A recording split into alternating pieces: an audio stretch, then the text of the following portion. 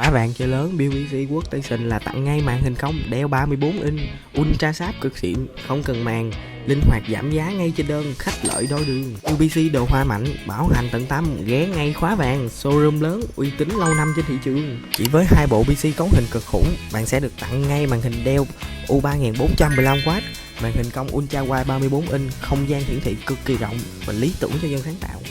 Mua và build PC tại Khóa Vàng, hàng mới 100%, chính hãng, bảo hành tận tâm, nhận ngay một màn hình Dell Ultra Wide 34 inch trị giá cao, hoặc linh hoạt giảm giá nếu không cần màn hình.